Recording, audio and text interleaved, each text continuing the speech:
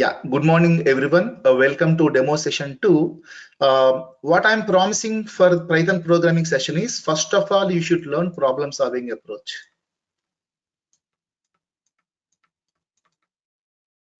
Okay, this is the basic characteristic of any programmer. Second one is, every programmer must have debugging capabilities. What is the meaning of debugging capabilities? Tracking errors. Once if you are good in this, you can do any kind of problems. Okay, you must inculcate these two characteristics in my session. So my entire 45-day session, I will concentrate only on how to solve the problem and how to do debugging. Once if you know these two characteristics, you can solve any problem. Okay, so don't calculate the term in the concept of days and months. After my session, you have to practice every day 1.5 hour session. If you practice these sessions at the end of 45 days, you yourself will say that, sir, I am confident to solve any problem. Okay, that I can tell from your mouths. That much confidence I am.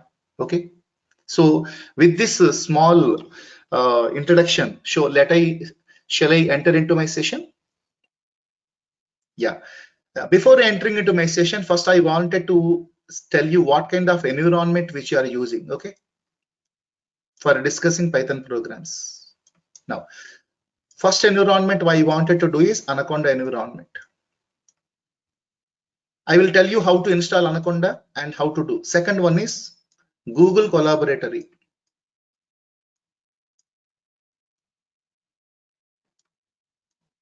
Okay.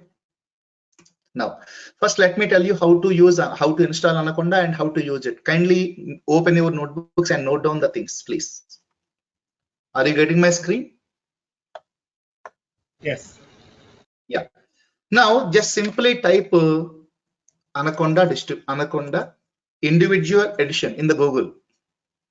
Okay, everyone has noted down Anaconda individual edition. Okay, whenever you type Anaconda individual edition, then you are going to get some searches. You always select Anaconda distribution. Okay, can I select it? Are you noting down? Yeah, simply click on Anaconda distribution. Then you will be navigated to one page where you will find all the software. Look at here, Anaconda distribution. Here you are going to find three operating systems: Windows, Mac, and Linux. Here you can download whatever version you want. Is it okay? Simply click download. It will take 3 to 4 minutes to download the entire software. I hope it is clear till now for everyone. Clear? Can anyone respond? Yeah. Yeah. Now, once you, just a minute. Once you download the software, you will get the software like this. Okay, I have already downloaded the software in my machine. You are going to get, just a minute.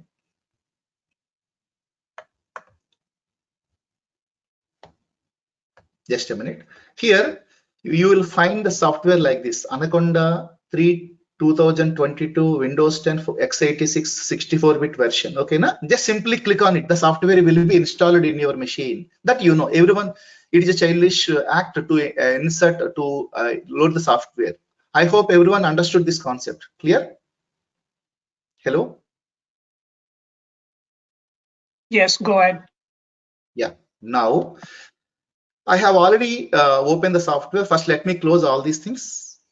First, let me close all the opened libraries. Yeah.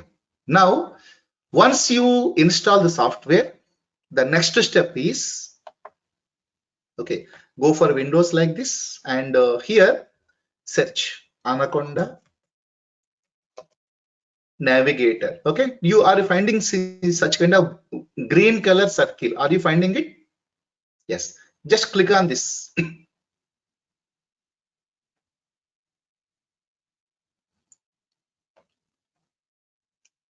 Yeah, my machine has so many servers are installed in it, so it will be a little bit take 1 minute to locate the software. Okay, to get the open.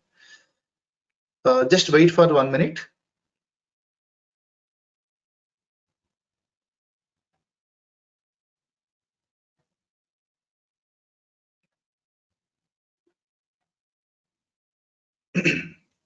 it is being open. First time it will take around 1 minute to 2 minutes to get into the Anaconda navigator. Okay, you are going to get so many windows, just minimize them, that's it. Okay, maybe for 1 minute you will have this lag. Yeah, it is loading. Now let it load. In the meantime, I'll tell you. Okay, whenever you install Anaconda, you are going to get software such as Jupyter Notebook.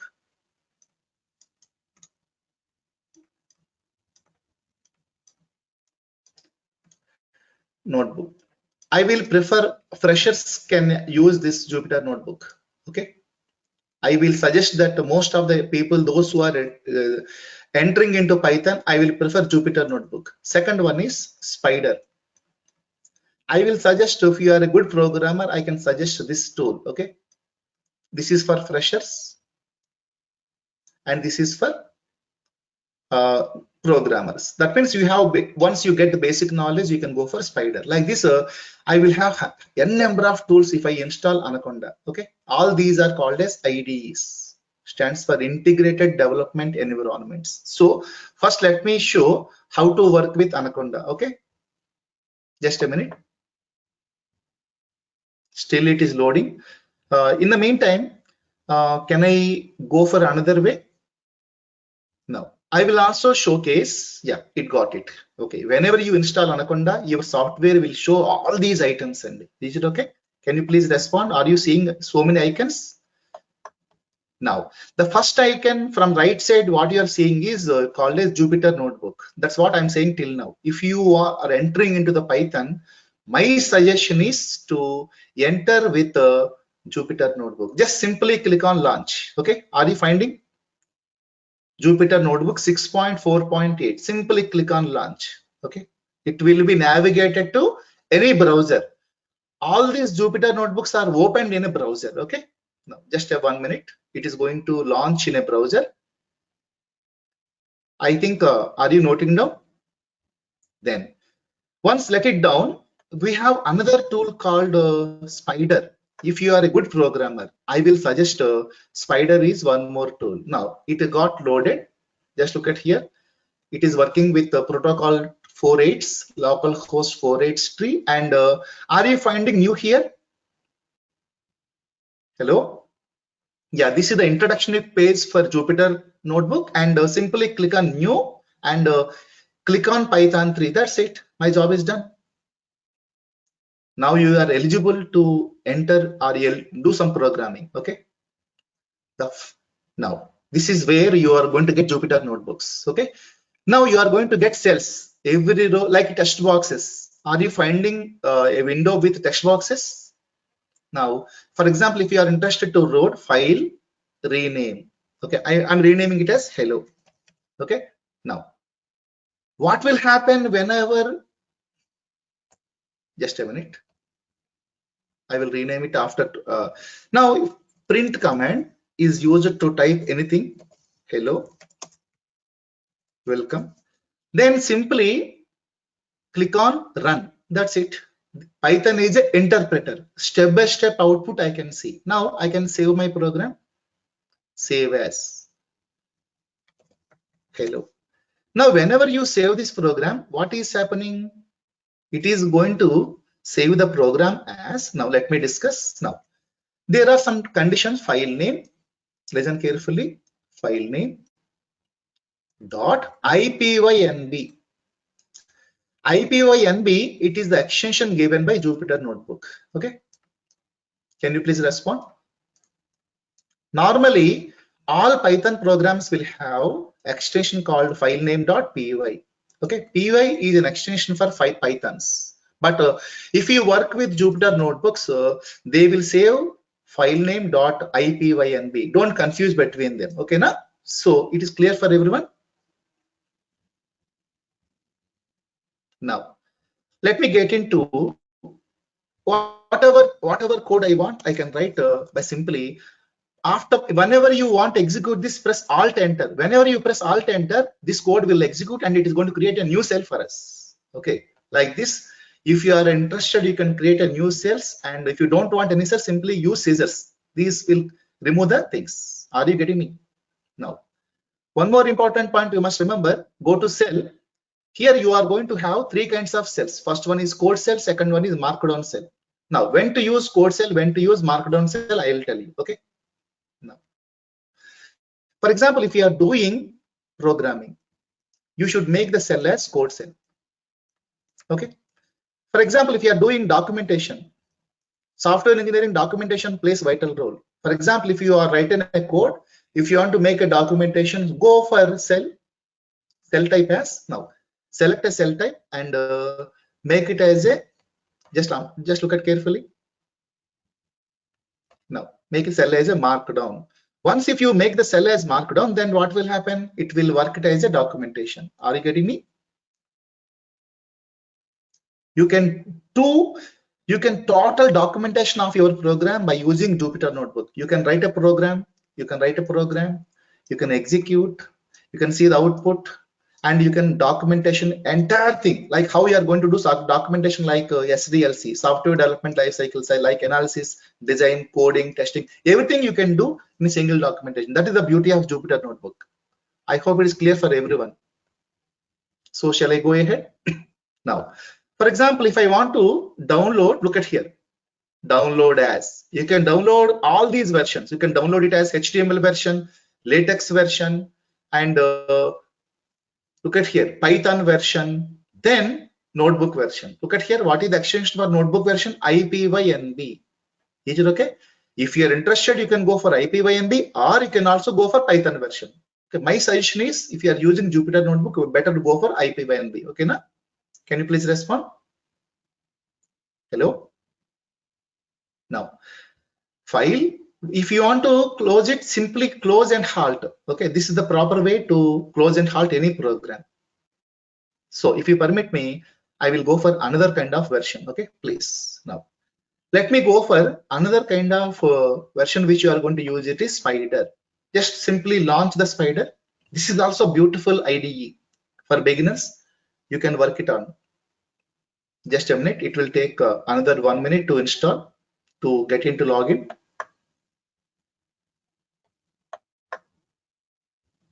Just a minute. You have to wait for 1 more minute because it is a huge environment. Yeah, give me 2 minutes. Then I'll go for beautiful programming. Okay. Yeah, it is loading.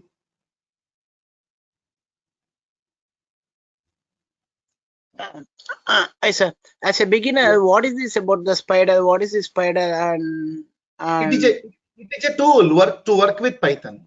Okay. Okay. I have not started about Spider. Please, I have not started about Spider. You can resist your questions, please. Once you install this, let it open. Okay. I will explain each and everything. I'm here to explain each and every corner. Okay. Let it open. Still, okay, it has not. Yeah. Once it is open, I will discuss it, and you should not have. Then you will not have any doubts. Okay. Maybe first time it will be. Next time onwards, I will open all the programs before that. Okay. Yeah. Now, this is called as a Spider environment. Here you are going to find 3 types of windows. This is called as program window. Okay. There we are going to write some Python program. This is the program, just for understanding purpose, we have already written. And this is called as a output window, also called as console window. Okay. Now, third one, just give me 1 minute. Let me close this window. Yeah.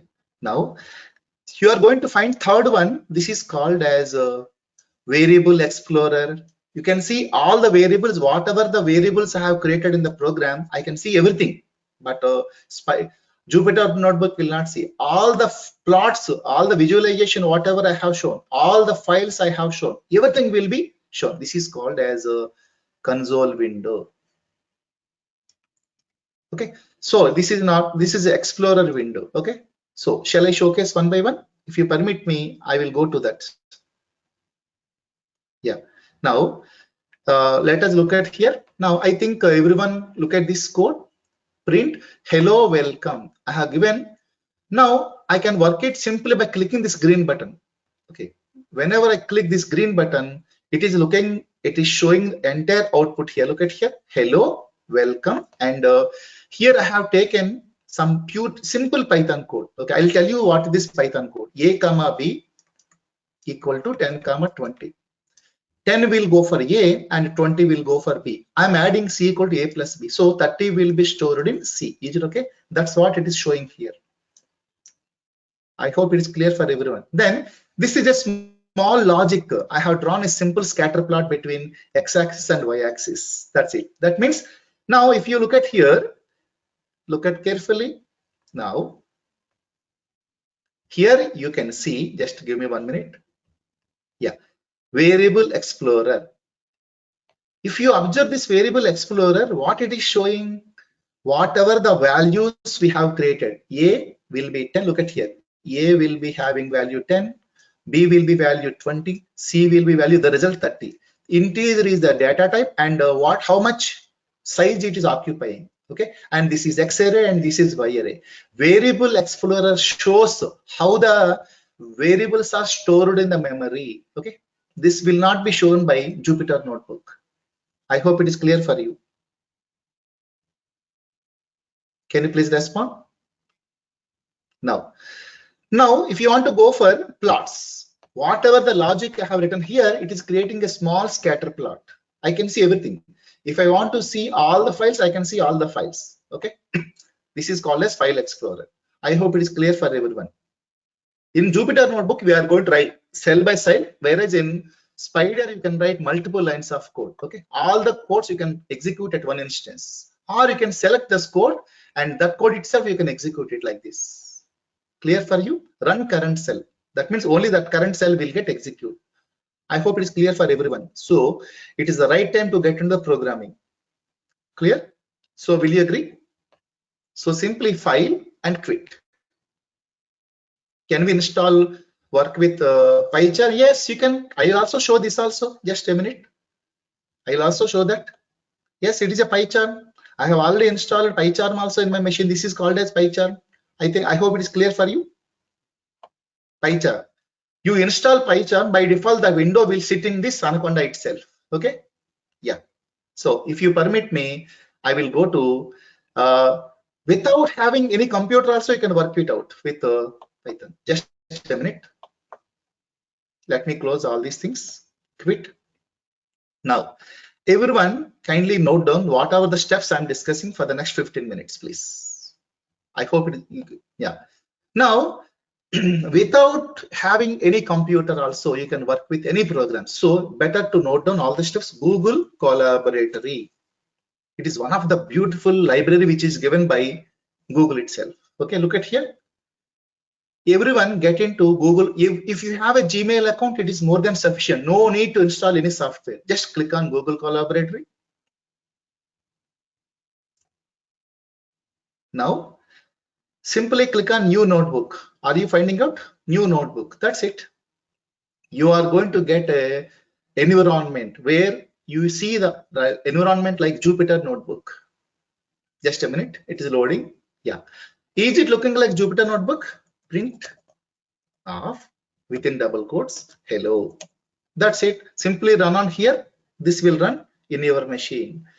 Now, shall I tell you what are the advantages of Jupyter Notebook for 2 minutes? Google Collaboratory. Can you please respond? Yeah, it is running. This cell is running. First time it is running. It will take 1 minute. From next time onwards, it will take just seconds to work it out. Clear? Now, if you permit me, I will discuss what are the beautiful benefits of Google Collaboratory. Shall I go? Now, first and foremost thing, are you observing RAM or disk space here? Are you finding right side top corner? Are you finding RAM and disk space? You are going to find 16 GB of RAM and 100 GB of hard disk to you. Okay, you can store all your programs here. Once again, I'm repeating. Whenever you work with Google Collaboratory, you are going to get RAM as 16 GB and hard disk as 100 GB. One advantage. Now, another point is, whenever you install Google Collaboratory, you are going to get 3 different kinds of environment like GPU, CPU, and TPU. Okay. First, let me discuss 2 minutes about what is Google Collaboratory. Okay. Shall I go? Can you please respond? Yeah. Now, what are the advantages of Google Collaboratory?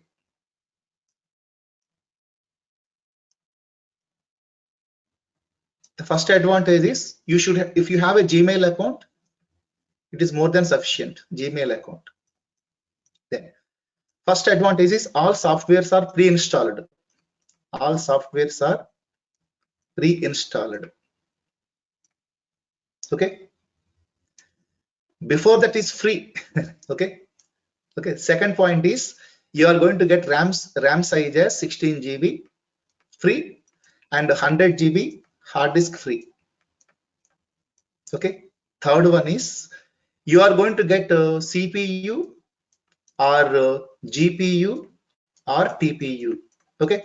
If your programming complexity increasing, now if it is called as programming complexity, then you can shift mostly all our desktops and laptops are CPUs only. Okay. Then you can go for GPU, stands for graphical processor unit. Processor unit.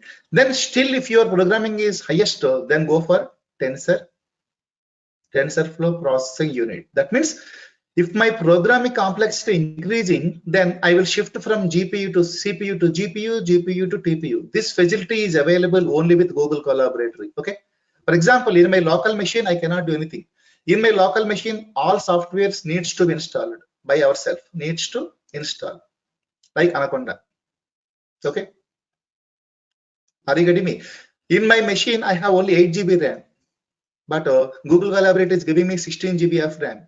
In my machine, I have 1 terabyte, but especially I can use this 100 GB for this programming itself. In my machine, I have only CPU, but Google Collaborator has given me the facilities to work with GPU as well as TPU. And one more thing is location transparency. No need to carry your laptops. Simply, if you have your mobile, you can work it out. Clear? These are the advantages we have with Google Collaboratory. Okay. Then once you work with the programs with Google Collaboratory, you can portable to Anaconda also. That is the beauty of this Google Collaboratory. I think it is clear for you. Any questions? I will wait for 2 minutes. Can you please respond? Or you can use your chat box. Any queries? These are the environments which we are going to work. So if you permit me, I'll start today's programming concept. Shall I go ahead? This is what about environment is. Yeah. Now let me close all these things.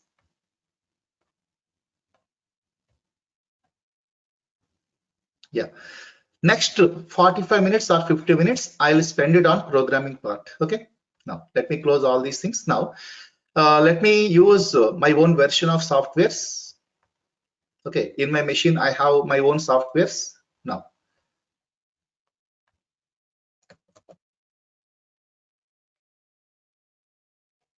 I'll tell you how to set up the environment in the coming days. Okay. With my name, I can get my own environment. Okay. That is not the first day this discussion. You cannot understand if I discuss in the day one. Okay. Now I'm entering into Jupyter Notebook. Whenever entering into Jupyter Notebook, by default, it will use your browser. Okay. Now it is my browser. Home page. All my programs, I have kept it on the desktop. Python demo. Now, if you are interested to open a new notebook, you can use this version. Okay. Are you getting me? You can go for new.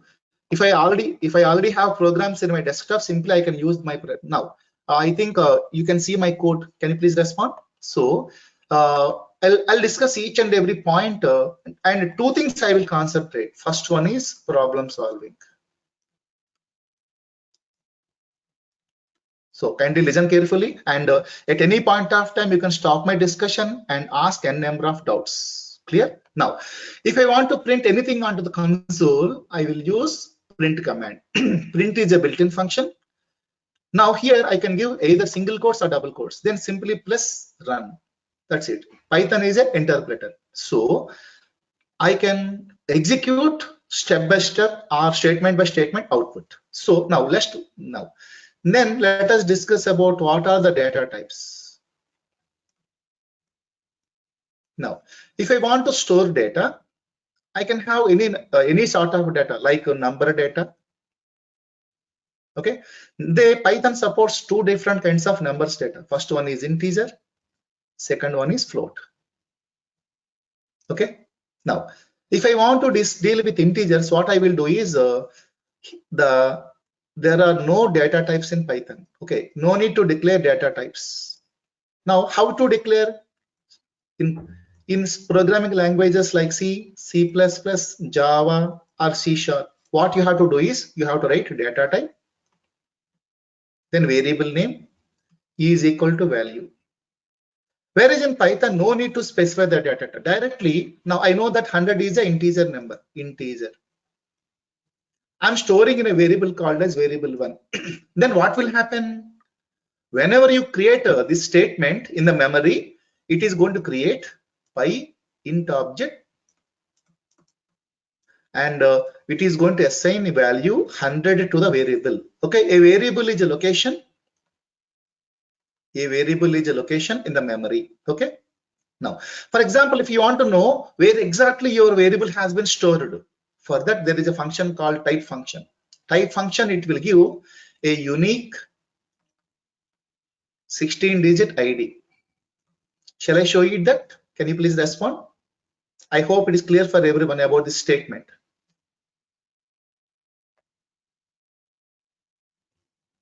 Now, let me get into the Jupyter notebook. Now, variable equal to 100. Print of that variable means it is going to print it as 100. Now, So if I for want that to, case, so one question. Just a minute, Okay. please. I have not completed. I have not completed my discussion. Please. Now, type of that variable means it is going to show the data type. If you want to know the ID, look at here. Print ID of variable 1. Now it is going to give a 16-digit unique ID for this variable. Now you can ask the question and I will respond. Can you please respond? Yeah, yes. And for this case, variable 1 equal to 100, then again I have another line of variable 1 equal to 50. It will accept. Yes, you can. Yeah, that's what variable means. Variable itself has a name. It varies the value from statement to statement. Okay, na? But if it doesn't, Shall I show that? yeah. Shall I If show I that? doesn't, yeah. Okay. Just a minute. Just a minute, please. Now I'm going to create a new one. Here I'm storing variable 1 is equal to 50. Now it is going to print it as 50 only. Okay. Are you getting me? The earlier value will go out and the new value will be overwritten. Okay. That's correct. Yeah. Now in computer programming, real numbers will be called it as float values. So shall I call it as real number? Some 1000.06. This is called as float data type. Okay. Now, what I'm doing, I'm storing a float data type in a variable called as variable 2.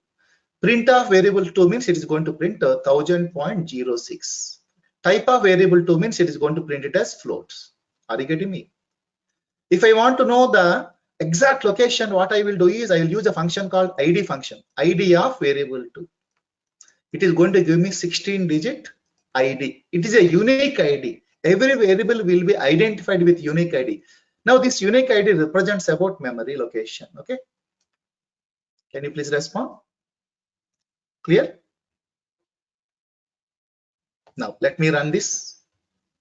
Now like this, I can also go for another data type called string. Okay. String is a data type. It is a collection of characters, also called as group of characters. Group of characters. And one rule is you should enclose either with single quotes or You can do with double quotes. Both are valid. Okay, either you use single quotes or you with double quotes, both are valid. That will be considered as a string. I hope clear for you. Shall I discuss now? Now I'm creating a string. First of all, now let me print will cell print of str. That's it. It is going to print the string. Now, if you permit me, I will discuss about. Let me take a small string and I'll discuss about this. Now let me go for this. Now everyone look at carefully. Now I have created a string called Python, Python. Now if you want to know access the data, either you can access the data from left to right. This is called as forward index. If I want to read the data from right to left like this, it is called right to left. Mostly Urdu people will read the data from right to left. Remaining all people will read the data from left to right. This is called as backward index. Okay. Now the formula for forward index is 0 to n minus 1. The formula for backward index is -1 to -n. -1 to -n. Look at here. The indexes like this: 0, 1, 2, 3, 4, 5. The total are 6 characters. So 0 to n minus 1 means 5. 0 to 5. Is it okay? Can you please respond? Now, if I want to read data from minus backward, -1, -2, -3, -4, -5, -6. So you look at here, string of 0, it will give P. String of -1, it is going to give N. I hope it is clear for everyone. Can you please respond? Yes, sir. Yeah. Any queries? Now let me go to Python supports another data structure called as list. Most important data structure which you are going to use in every problem solving, that is called as list object. Okay. Now list is another data structure where we can store any kind of data. Any kind of data. Where I can store an integer, I can store a float, I can store a string, and I can also store Boolean. Boolean is a data type where we can have two options, true or false. Clear? Now, in order to create a list, I will use a square brackets. It is a mandatory rule. Okay, look at here. Within a square brackets, I can store integer, I can store a string, I can store a float, I can store a string. You look at here carefully. A string can be a single character or group of characters. Both are called as string. And this is a Boolean. I hope it is clear for everyone. We are going to use string, list regularly in our programming to solve problems. So you should be very careful and be very cautious with these two. I'll take around 4 days, specifically 4 days for strings, 4 days. If you are good in these two, there is one more data structure called as dictionary. You can do any programming in Python. These three you must concentrate on that. Then your life will get settled. I hope clear for you. Can you please respond? Now print of list 1. Now look at here. If you can also access, look at here, print of list 1 of 0. It will be 100. You can access the list also from left to right as well as right to left. I hope it is clear for you. Now, if you permit me, I'll introduce another two data structures which I am going to use regularly in Python programming. Next one is called as tuple. Tuple is exactly like a list, but a small difference is here you are going to use parentheses. It is also stores any kind of data. Now you can ask one question, sir, what is the difference between list object and tuple object? Yes, list object is called as mutable. That means what is the purpose of mutability is I can insert the data at any moment of time, I can update the data, and I can delete the data. I can do all these operations at any time. Whereas if tuples are immutable. Once if I create a tuple, I cannot change it. There are no changes. Okay. These are called as write protected data. But some occasions we will use tuple. Most of the occasions we will use list objects for problem solving. I hope it is clear for everyone. Now, let me go for execution of a tuple. Yeah, this is called as tuple. Now, let me introduce one more data structure which we'll do regularly is called as dictionary. It is not your English dictionary. It is a data structure of dictionary. Dictionary is a data structure in Python where we will store data in the form of key and value pairs. Key and value. Okay. If I want to access this value, I should have a key. If I have a key, then only I can access this value. That is called as dictionary. Dictionaries will be created with flower brackets. Look at here. Within flower braces, we have a dictionary. Now, number is a key, name is a key, salary is a key. If I know the number, I can get it as value as 100. If I know the key as name, I can get Ram. If I know the salary key, I can get 1,25,000. This look at the data. Dictionary one of number means 100. Name means Ram. Salary means 1,25,000. I hope it is clear for you. Any queries? For this concept also, we need to spend minimum 2 to 3 days specifically for this data structure. I hope it is clear for you. Okay, now. Then one more data structure which we will use regularly is called as set. Set is another data structure like dictionary. It is also used to create like flower braces where simply we are going to store values. What is the purpose of creating sets? Which is used to remove the duplicate elements. Most important task is removes duplicate elements. So shall I show you a small example? So I have given, let me add one more point here to discuss about how to remove the duplicate elements here. Just give me 1 minute. Let me add comma 2 and look at the outcome. What kind of outcome it is giving? I have given unordered data 1 3 4 5 2 2, but what was the outcome? My entire data is a specific order and all the duplicates are being removed. I hope. Now I'll wait for 2 minutes. Any queries till now, whatever I had discussed? Can anyone have any questions? I will answer them. Hello, I'm waiting for the questionnaire.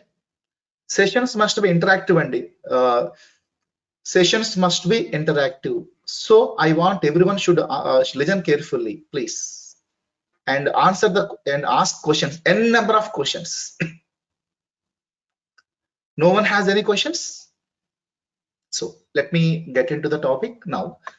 Now the next concept, what we know, what we should know is, okay, how we should read the data. How we should read data from keyboard. Data from keyboard. For that, we have a built-in function called input function. Okay, input is a function like print function. Print is used to print. Input function is used to read the data. Okay, here I should pass some string argument, and input function always returns string argument. Now look at here. I'm giving enter your name. Whatever the name I am entering, that will be stored in a variable called as name. So shall I execute? Just a minute.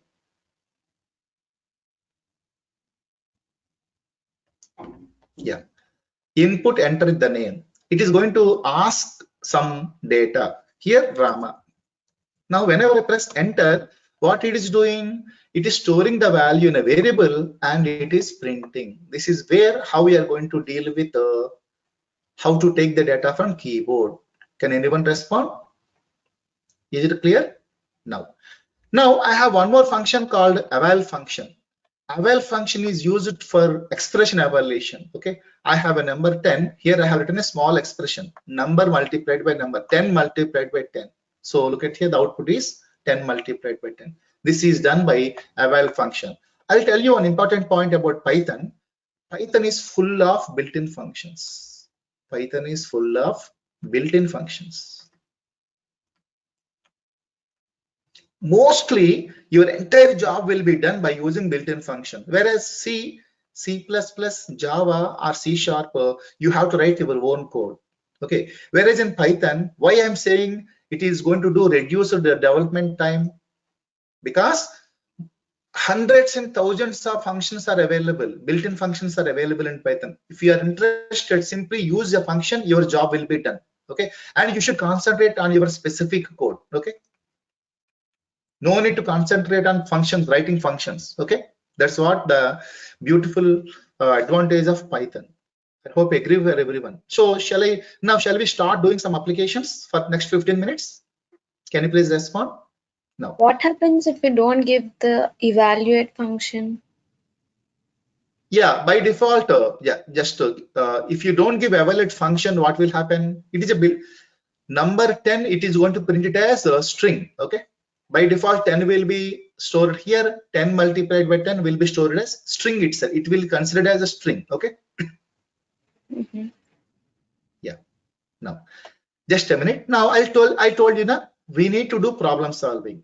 So my entire teaching will be, I will give a problem and I will explain a problem, then I will solve the problem. Okay, first can anyone understand what is the problem they have given for us? They asked us 3 statements. Write a program that generates 5 random zeros and ones. What is my first question? They are asking to generate 5 random numbers. Generate 5 random numbers. Okay, now first of all, you should understand the question, then you can solve it easily. What should be the numbers? All these random numbers, either zeros or ones. I hope everyone can understand this problem. First statement, clear? Everyone understood? He is asking, write a problem that generates 5 random numbers that should be either 0 or 1. Sorry, it is both zeros and ones. So my next statement is, if I generate 0, I should print question mark. This is my second statement. If I generate 0, then what will happen? I should print question mark. Now, third statement is, if I generate 1, I should print asterisk. This is the problem they have given for us. So shall we solve it? Can you please respond? I hope everyone understood the problem they have given us. First of all, I have a library to generate random numbers. I have a library in Python, okay, to generate random numbers. From random, now function is called as random integer. Now look at here carefully. Now, if I want to generate 5 random numbers, I have a function called range function, range of 5. Range of 5 means it is going to generate numbers from 0, 1, 2, 3, 4. 5 will be excluded. So what I'm having that, okay, now I'm using a for loop. For is a loop for repeat the 5 statement for I in range of 5. Initially range will be 0. 0 will be copied to a variable called as I. In is a operator. For example, if I have data, in is going to return true. Then first element 0 will be copied to I. Then what is happening? Look at here, random integer of, I'm asking my machine either you generate 0 or you generate 1. That's it. Whatever the output which is generated, I'm storing in a variable called as R. If that R is equal to 0, I'm printing question mark. If that R equal to 1, it will go to else block and it is going to print asterisk. I hope it is clear for you. Now this block is called as repeated statements. How many number of times this block will be repeated? For 5 times. Is it okay? Can anyone respond? Is it okay? Hello? Can you please Sir. respond? Invariable. Sir. Yeah, shall I, if you have any question here, I will discuss.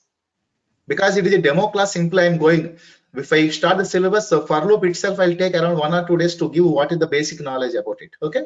So, because I promised that I will go problem solving approach. So I'm taking some problems, I'm saying how to solve them. Okay, na? Okay. Yeah. Now the next program is a small game. It is a game. Okay. Now let's understand the problem statement. If you know the problem statement, we can write a beautiful program. It is a small game and day. Okay. Now, what the game says that write a program that generate 10 random numbers from 1 to 5. Okay. What it is asking? First statement is we have to generate 10 random numbers and those numbers must be in between 1 to 5. Is it okay? Is it okay? Now ask the user guesses each number. Second statement is user has to guess it. User has to guess it. This is the first statement. What is the second statement? For each guess, print out whether it is right or wrong. I have to press either right or wrong. This is second outcome. Third one is at the end, print out how many users gets right and how many gets wrong. I need to specify the count of rights and count of wrong. This is my problem. Is it okay? Can you please respond? Now it is a game between, it is a game between a computer and a human. Okay, so shall I get into that? How to solve this problem? Now, listen carefully. I'll go step by step. Now, what is the first step they asked us? The first step they asked us to generate 10 numbers. So I have this range function. Range of 10 means it is going to generate 0 to 9 numbers. So I have 10 times I'm working with this loop. Okay, so this for loop. Then every time I should generate numbers. For that I have a function called randint between 1, 5. Is it okay? What this statement will do? This loop will be executed for 10 times. Every time it is going to generate numbers from 1 to 5. Whatever the numbers I'm generating, I'm storing in a variable called as R. Okay. Can you please respond? Clear up to here? Now, yeah, this is done by the computer. This step will be done by the computer. But I have to generate. As a programmer, I should also generate. So input is a function which is used to read the data. I have to take any value in between 1 to 5. But whatever the data I am taking with input, by default it is string. The string has to be converted to number by using Avail function. Now the guess is a value which I am generating by my own. Now I should compare whatever the number I have generated. I'm comparing with random number generated by the computer. If both are matches, double equal to means if both are matches. I'm saying it as right. Like this, I have to run this program for 10 times. After getting 10 times, how many rights are available? Okay, are you getting me? So I hope it is clear for everyone. Initially, I have taken right equal to 0. Every time my guess and computer guess are same, I'm incrementing right. Incrementing means right equal to right plus 1. Every time I am adding plus 1. I hope it is clear for you. Shall I go for execution? Yeah, any queries in the coding? Yes, sir. Yeah. If you permit me, I will discuss each and every statement in the program once again. Okay, let me run it. Just a minute, what it is asking. Input randint is not defined. Okay, first of all, I should import this rand also. Just a minute. Because that library has not installed. Now look at here. Now initially I'm giving my guess it is 1. I'm pressing enter. Now look at here. Machine has guessed it as 3, but 1 double equal to 3 is not same, so it is wrong. Once again, I'm guessing 3 right now. Now look at here. Yes, machine has also guessed it as 3, so it is right. So I have to execute this program for 10 times. So next guess, I'll go for 4. Yes, machine has guessed it as 2. They are wrong. Once again, my guess is 5. Machine has guessed it as 4. It is wrong. 3, then 2, then 1. Still, both are not guessing correctly. 3, 2, 2. Yes, my guess is correct. Second time. So how many are correct out of 10? 2 times. I hope you understood this program. Clear? Now I will ask you to check the logic. If you find any difficulty, I'll discuss once again. Can you please respond? Yes, sir. Yeah. Any query with the code for anyone? So shall we solve one more problem? Let us look at here. Now, my next problem is, look at here. I have to generate 10 numbers. Okay. Now look at read the code, read the statement. What code they have given. Write a program to generate to get 10 numbers from the user and counts how many of those numbers are greater than and how many are equal to 0. My problem is I have to get 10 numbers. Get 10 numbers from keyboard. Okay. My second problem is I should count how many numbers are greater than 10, how many numbers are equal to 0. Okay, this I need to give the count for the program. So shall I go? Can you please respond? Now, let me get into the program and discuss. Here, I'm asking to generate, look at here, for I in range of 10. That means I'm going to check 10 times I wanted to read the data. Okay, from the initially count 1 equal to 0 for calculating tens. Count 2 I have taken for calculating zeros. I hope it is clear for everyone. Whatever the keyboard I am taking, by default it is a string. I need to convert them into integer by using Avail function. Now, whatever the data I'm taking from keyboard, I'm storing in a variable called as num. I'm asking to have conditions. There is a keyword called if condition. If number is greater than 10, I'm incrementing count plus 1. If the number is equal to 0, I'm incrementing count to 2. 10 times this is going to execute. Now, finally, I'm going to get the results here. Is it okay? Can you please respond? Any query, Andy? Shall I run? Now, let me run this.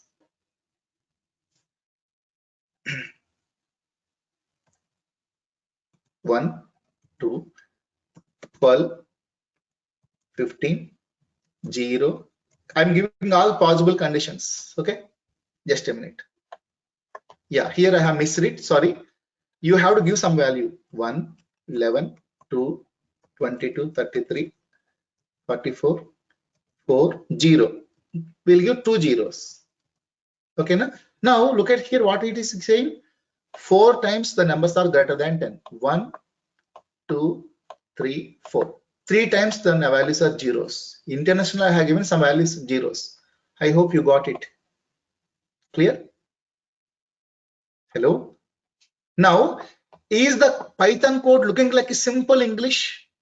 If you go for C, it will have some complex logics. Python is simply looking like, is it simply looking like English language? How we are going to speak, how we are going to write like English? First of all, you have to understand the problem.